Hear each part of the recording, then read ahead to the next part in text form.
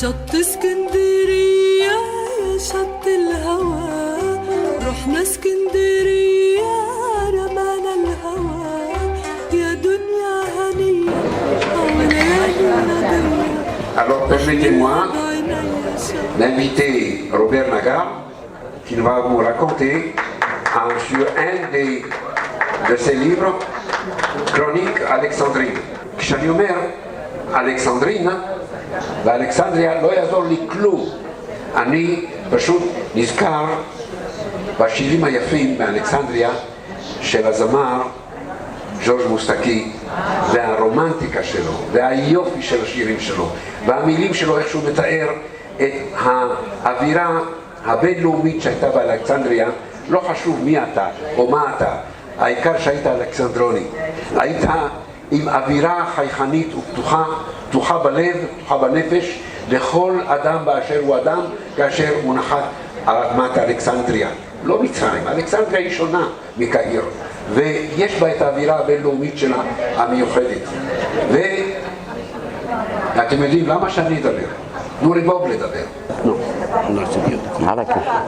Nous avons entendu deux conférences passionnantes, extrêmement intéressantes, très intellectuelles.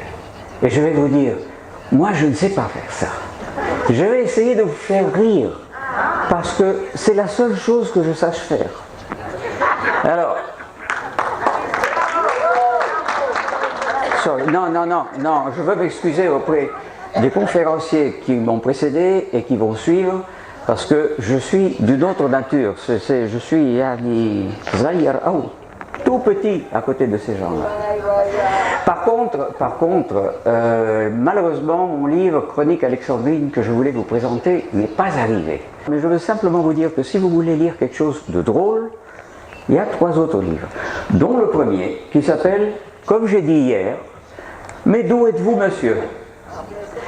Parce que tout a commencé pour moi en Israël, et comme pour beaucoup d'entre nous, tout peut-être finira aussi en Israël.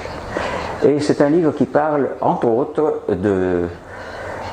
des expulsés, enfin, de l'expulsé d'Égypte que je suis. Essayer d'expliquer cette histoire à un Européen, il ne comprend rien. Il ne sait pas ce que c'est que l'Égypte, il ne comprend pas la mentalité. Quand on lui parle du fait qu'il y avait un père italien, une mère française, une fille, autre chose, ils ne comprennent rien. Et donc, ça c'est la réponse.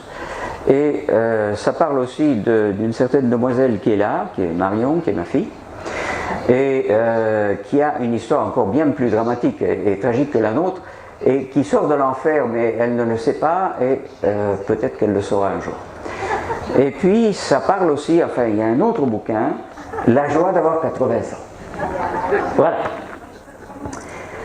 Et maintenant, je vais vous présenter les chroniques alexandrines. On va commencer par le commencement. Car tout commence pour nous par un bonjour. Bonjour. Bonjour. Shalom. Boker Tov. Et maintenant, nous allons le dire en arabe. Sabah al-Khair. Sabah al-Nour. Sabah al-Ful. Sabah al-Ward. Sabah al-Hina. Sabah al... Et ça continue. Ce que j'essaye de transmettre, c'est la richesse de la langue arabe. Et plusieurs d'entre nous, moi je l'avais complètement oublié, mais alors complètement oublié, jusqu'au moment où, en 2003, j'ai reçu un chèque de 30 000 $ d'Égypte. J'ai regardé ce chèque, j'avais largement passé 60 ans, j'ai regardé ce chèque, et je me suis dit, mais qu'est-ce que c'est que cette histoire? Et à ce moment-là, j'ai téléphoné en Égypte à quelqu'un que je connais là-bas. Qu'est-ce que c'est que cette histoire? Qu'est-ce que c'est que ces 30 000 $? Il m'a dit, ces 30 000 $, ce sont les loyers que les gens qui habitent, les locataires qui habitent dans ton immeuble t'ont payé pendant les dernières 30 ans. Je dis, ah, donc voilà. 30 000 $ pour 30 ans, bon, c'est toujours ça de gagner. Et je me suis dit, là, s'il y a quelqu'un qui me paye des loyers, c'est que j'ai quelque chose, ça m'appartient.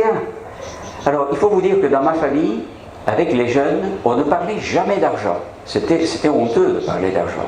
Or, quand je suis parti d'Égypte, j'avais 17 ans. Donc, je ne savais rien de ce que nous avions. Je savais qu'on passait des vacances dans une Aïsba, à Hormuz. Je savais qu'on allait à Mandara ou à Sidi Biche pour passer des vacances. Mais je ne savais rien de ce que nous avions. Et donc, je me suis dit, en 2003, je me suis dit, ben, j'étais en retraite. Je me suis dit, ça vaut la peine d'aller voir. Et j'ai vu. Et j'ai vu que nous avions 9 immeubles à Alexandrie. Et je ne sais pas si ça vous dit quelque chose, 1000 fêtes denses, c'est-à-dire 4 millions de mètres carrés de terrain cotonnier. Donc, c'était une fortune colossale. Mais, enfin, colossale pour mes grands-parents et pour mes parents avant qu'ils ne perdent tout, évidemment. Et donc, je me suis dit, je vais essayer de récupérer ça. Pourquoi? Parce que mon grand-père avait un passeport égyptien. Et je voudrais vraiment répondre aux questions qui ont été posées tout à l'heure. Et ça fera partie du prochain livre, qui est déjà fini d'ailleurs, et qui recherche un éditeur, et qui s'appellera Alexandrie, croisement de destinée. Parce que c'est une longue histoire, et on saura pourquoi il y a eu des passeports égyptiens qui ont été donnés, qui ont été refusés, et bien d'autres choses. C'est un livre historique qui n'a rien à faire avec ce que je vais vous raconter aujourd'hui. Alors, ces chroniques alexandrines, qu'est-ce que c'est? C'est le résultat de 15 ans de voyage, 2 fois par an, en Égypte, pour essayer de récupérer ces propriétés. Alors, il y a la partie réelle, historique, importante, qui ne fait absolument pas partie de ces chroniques alexandrines. Ces chroniques alexandrines font partie du fait que quand vous vous promenez dans la rue à Alexandrie, en tant qu'Européen, j'habite la Suisse, en tant qu'Européen, il y a des choses absolument absurdes qui se passent. C'est inimaginable dans les rues de Suisse, de Genève, de Paris, ou de Londres, ou d'ailleurs. Et pourtant, les Égyptiens trouvent ça tout à fait naturel. Et quand vous regardez ça avec des yeux ouverts, ils regardent et vous disent, mais qu'est-ce que c'est ça? Qu'est-ce que tu regardes? Ça n'a aucune importance pour moi. Alors, chaque fois que je rentrais d'Égypte, j'écrivais ces petites histoires, simplement pour ma famille, pour mes amis, pour des gens qui ont connu l'Égypte.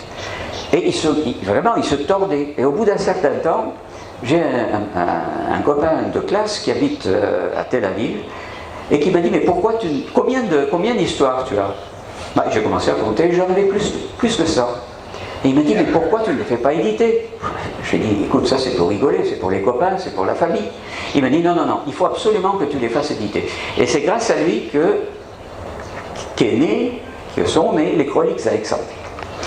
Alors, on ne va pas perdre plus de temps, et je vais vous en raconter quelques-unes. Donc il y en a plus de 100 dans ce livre. C'est un livre qui est la vie d'Égypte de tous les jours, entre 2003 ou 2006 plutôt, et aujourd'hui. Et quand je dis aujourd'hui, je reviens d'Égypte il y a 3 semaines, et je retourne en Égypte dans 3 semaines. Récupérer des immeubles qui sont notre propriété, la propriété de notre famille, c'est quelque chose d'hallucinant. Il y a dans ces chroniques mes aventures dans les bureaux d'État égyptiens, où je suis reçu comme un seigneur, parce qu'il y a les bakshish, parce qu'il y a le deck, parce qu'il y a les nokat, parce qu'il y a l'amusement. Et si vous arrivez à faire rire un Égyptien, vous pouvez faire de lui ce que vous voulez. Non, je vous emmène en Égypte quand vous voulez.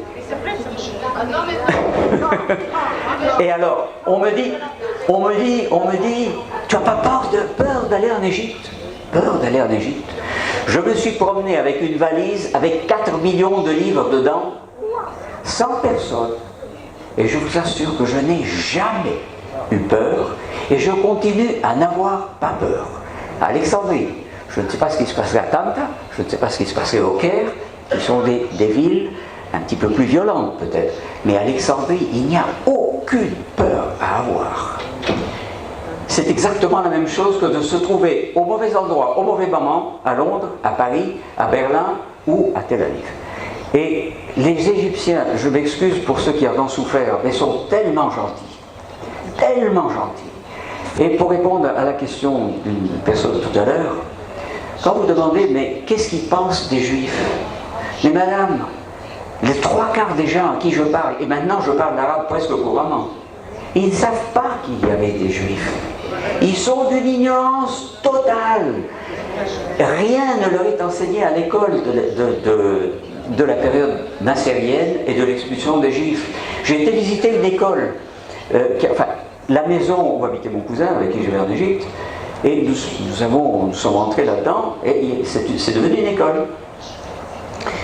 Et on a demandé à la directrice si elle nous permettait de visiter les choses, l'école, il y avait la cuisine, il y avait... Mais tout ça s'était transformé en salle de classe. Et cette directrice qui avait bien plus que 50 ans, à la fin de notre tour, elle était vraiment très émue. Et nous nous sommes assis avec tous les professeurs. Et la directrice, donc, qui a déjà un certain âge, qui devait avoir une certaine éducation, elle me dit, mais vous habitiez ici? Oui. Mais pourquoi vous avez quitté? J'ai dit, madame, vous savez que Nasser a mis les Juifs à la porte de l'Égypte? Elle a dit, Moshmok, ce n'est pas possible. Mais pourquoi? Je dis, pourquoi? Ben, étudiez votre histoire. Elle me dit, mais je connais l'histoire de l'Égypte. Je dis, non madame, vous connaissez l'histoire qu'on vous a enseignée, mais vous ne connaissez pas l'histoire de l'Égypte moderne. Et ça vraiment, c'est quelque chose dont il faut se rendre compte quand nous parlons ici. Peut-être que ce n'est pas tout à fait dans le sens des personnes qui ont parlé avant et qui parleront peut-être après. Ils ne connaissent pas leur histoire. Et quand ils nous reçoivent, il n'y a que des gens qui sont au-dessus de 70 ans, qui vous disent « Ergao, ta'al, viens de nouveau ». Les gens qui ont acheté mon immeuble finalement l'ont acheté sans que j'ai un seul papier de propriété. Et la personne, parce qu'il m'a fallu 6 ans pour récupérer les papiers de propriété, et la personne qui me l'a acheté m'a dit « Ana ashtari mannak ashan inta yahudi ou ana basadda kalam al-yahoud ». En d'autres termes, j'achète de chez toi parce que tu es juif et moi je crois à la parole des juifs. Et c'est un homme qui a mon âge, c'est-à-dire 80 ans. Voilà, ça c'est l'histoire de l'Égypte, de la génération qui est la nôtre, ou qui est celle de beaucoup d'entre nous, et la génération qui ne sait pas son histoire. Qu'on essaie de faire entrer petit à petit, peut-être avec des films, peut-être avec des... Bon, tout ça c'est pour être un petit peu sérieux, mais passons aux choses plus drôles. Alors, les histoires à Alexandrie se passent évidemment entre le tram, la marche dans la rue, les bureaux administratifs et simplement les trucs qu'on voit tous les jours. Simplement pour vous donner le parfum du livre.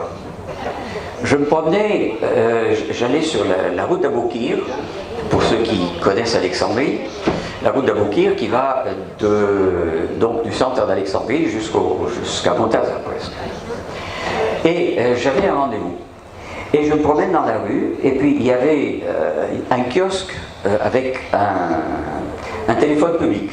Vous en avez encore en Israël, j'en ai vu. Ce sont des kiosques où il y a un téléphone, où vous mettez de la monnaie, où vous mettez une carte. Bon. Alors, je suis en train de marcher vers ce kiosque, et je vois deux petits pieds de l'autre côté qui font ça. Et je me dis, mais qu'est-ce que c'est que cette histoire? Je passe devant le kiosque, et c'était un grand-père qui discutait avec un copain qui était au café d'à côté, qui avait son petit-fils, dont le micro était coincé entre les jambes. Vous savez, il y a un fil qui fait 1m10, 1m20 de long. Il était coincé entre les jambes, et le gamin qui avait 2 ans, peut-être 2 ans et demi, avait ce truc, et le grand-père le balançait. Parce qu'il n'y a pas de jeu, il n'y a pas de jouet pour les enfants. Alors, imaginez ça dans les rues de Tel Aviv. Je ne sais pas comment ça se passe ici, mais ça dans les rues de Genève, les gens deviennent fous. Il est fou ce type ou quoi? Ça, c'est le genre de bêtise que pour eux est tout à fait normal. Mais pour nous, c'est quelque chose tout de même d'extraordinaire. J'étais dans un café. J'attendais un monsieur que je devais voir. Et vous connaissez les cafés d'Égypte, ce sont des cafés où il y a des petites tables rondes qui datent de l'entre-deux-guerres avec en haut de l'aluminium, Vous avez des chaises qui sont en bois encore, il y a quelques chaises qui sont sur 2 pattes, il y a quelques chaises qui sont sur 3 pattes, il y a quelques chaises qui sont même sur 4 pattes. Il n'y a rien au mur, excepté une télévision, qui donne évidemment le dernier match de foot ou le dernier film à l'eau de rose. Et vous avez le bar, vous avez le type derrière le bar, et vous avez le petit garçon qui court derrière partout avec son plateau et son thé et son café dessus. Et donc, moi j'étais assis là. Et puis, là, la prière qui commence. Et le café était plein. Sauf que devant le bar, il y avait simplement de quoi passer. Il y a un monsieur dans la poche. Qu'est-ce que tu cherches dans ma poche, toi? Hein? Ah là là.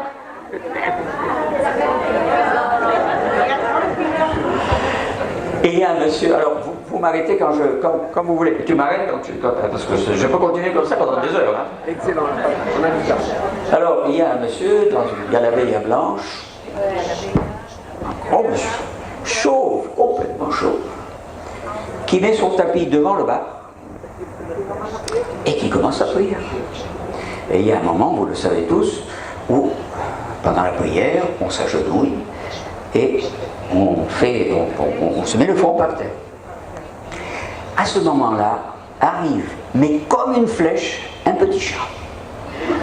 Un petit chat qui rentre dans le café à toute allure, qui s'arrête devant le cul de ce monsieur. Il voit un gros cul blanc. Et puis, vous connaissez les chats, hein?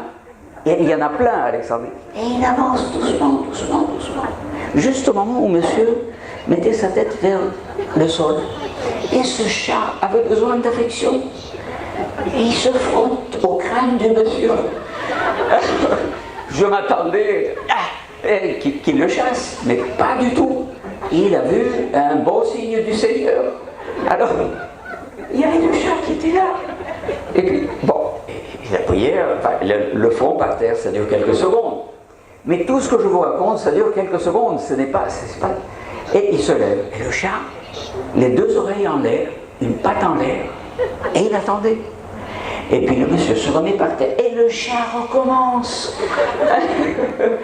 Et il se frotte à ce crâne. Et puis, bon, la prière est finie, le monsieur s'est levé, et le chat a regardé autour, 2 oreilles en l'air. Et il a filé comme il était venu. C'est une scène hilarante, mais elle n'est pas finie là. Parce que le monsieur a plié son tapis de prière et est retourné s'asseoir. Mais le barman n'avait pas de place pour prier et il devait prier. Alors qu'est-ce qu'il a fait? Il était derrière son bar. Il y avait la cuvette où il y a les tasses et les verres et les assiettes à laver. Alors il a enlevé ses souliers et il a mis son pied sur le bar et il a lavé son pied dans les assiettes, les verres, les machins. Et il a pris l'autre et il a fait exactement la même chose. Et puis il a prié lui aussi, il n'y avait plus de chat. Par contre, le type qui servait les cafés et les thés, il est allé. Il a pris les thés et les cafés, il a rempli les thés et les cafés, et puis il a fait le tour du café. Maintenant, vous comprenez pourquoi quand je suis dans un café arabe, hein, quand on m'offre du café ou du thé, je commence à réfléchir un petit peu.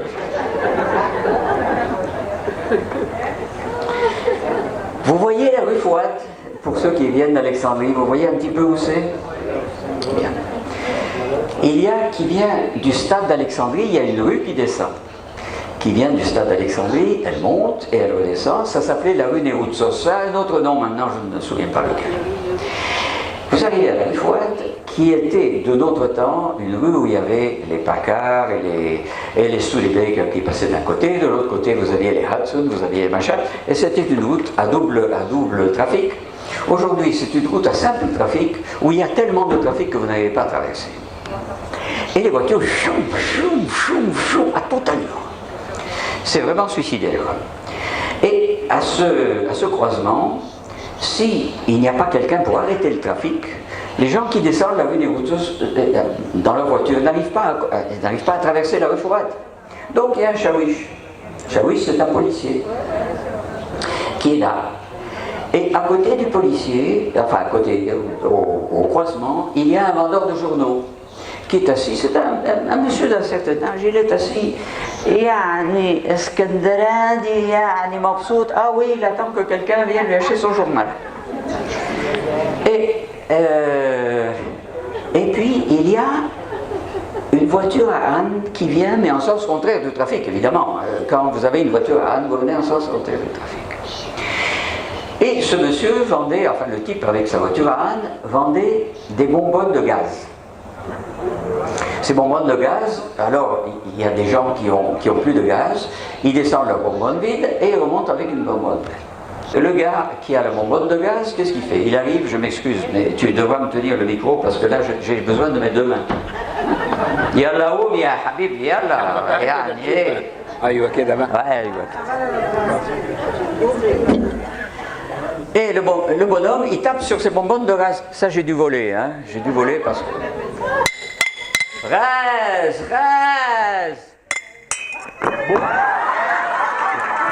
Le télo s'est fâché. Ça, ce n'était pas prévu. Ce n'était pas prévu. Reste. Et on va casser le reste.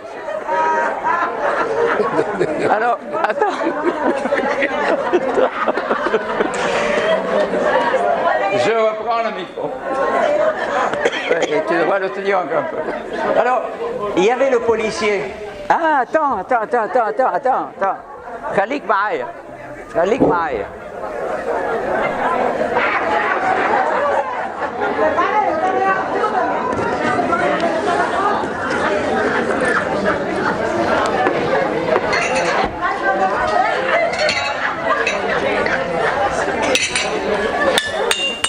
Voilà. Gaz. Et il y avait le policier.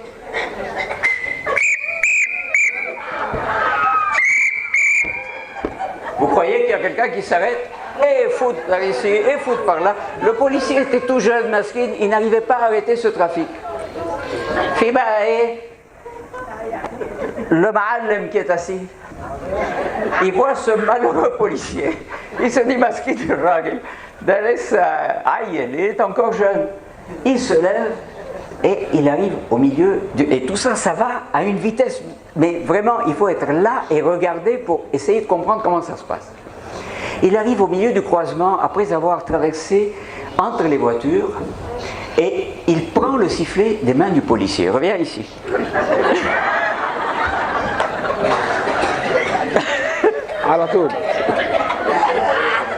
Regarde ce qui va se passer. Il prend le sifflet des mains du policier, il regarde le type qui a le gaz et il fait ça. Et le type qui fait Rase. Et le vieux monsieur, il danse au milieu de la route. Il danse au milieu du croisement. Tout le trafic s'est arrêté. C'était fini. Écoutez, c'est une scène. Si vous n'arrivez pas à la filmer, parce que ça va tellement vite, qu'on ne peut pas filmer ça, on ne peut pas savoir que ça va se passer. Mais voilà une scène Eskenderanaïa. Il y a de quoi se tordre. Alors quand je vais à Alexandrie, ma femme, qui est une bonne Parisienne, me dit, mais qu'est-ce que tu vas faire là-bas? Qu'est-ce que je vais faire là-bas? Mais je vais rigoler comme un fou. Parce qu'il n'y a pas un jour où il y a une demi-heure où vous ne riez pas. Et je vous assure que les gens sont d'une gentillesse incroyable. Viens, qu'est-ce que tu fais à l'étranger? Ici, tu es à la maison. Ce sont des gens fantastiques. Et je vais vous dire autre chose. Les personnes qui ont acheté mon immeuble, comme je vous disais tout à l'heure, m'ont donné leur argent cash, sans savoir ce qu'ils allaient avoir. Et ça fait 7 ans que nous travaillons ensemble, 7 ans que nous travaillons ensemble pour récupérer tous mes papiers de ownership, de propriété. Moi, j'ai travaillé aussi de l'autre côté, en Europe, aux États-Unis, au Canada, en Australie, parce que nous avions une très grande famille. qui s'est dispersée aux 4 vents comme pour nous tous. Et je ne connaissais pas toutes ces femmes qui se sont mariées. Je n'ai jamais connu mes seconds cousins. Et ce sont tous des héritiers. Il y a 14 familles héritières que j'ai dû retrouver une par une dans tout le monde. Je crois, et je ne m'en vante pas, je crois que je suis le seul à avoir fait ça, ou du moins c'est ce qu'on me dit à Alexandrie, c'est ce qu'on m'a dit aussi au Caire. Je vous assure que c'est une expérience extraordinaire. Je sais que j'ai un ami qui est Roger Bilboul et Yves Fedida, qui essayent de récupérer les archives de la synagogue à Alexandrie. J'essaye de les aider, mais ce n'est pas facile parce qu'ils doivent toujours recommencer à zéro. Moi, j'ai pris la chose en sens contraire. Eux sont allés au très haut niveau, c'est-à-dire au niveau gouvernemental. Moi, j'ai commencé au plus bas niveau possible, sans rien dire à personne. Et petit à petit, je suis en train de tout récupérer. Grâce à quoi? Grâce à l'aide d'Égyptiens qui m'aident à récupérer et qui, eux, ont trouvé des acheteurs pour mes autres immeubles. Et c'est pour ça que je vais à Alexandrie dans 3 ou 4 semaines. Ce n'est pas fait. Mais c'est une expérience extraordinaire. Je pense qu'il y en a parmi vous qui ont peut-être des propriétés en Égypte. On peut les récupérer. Mais préparez-vous à 10, 15 ou peut-être 20 ans de travail, mais vous allez beaucoup vous amuser. يا معلم خلاص؟ خلاص؟ Non, je peux continuer. Hein? Merci.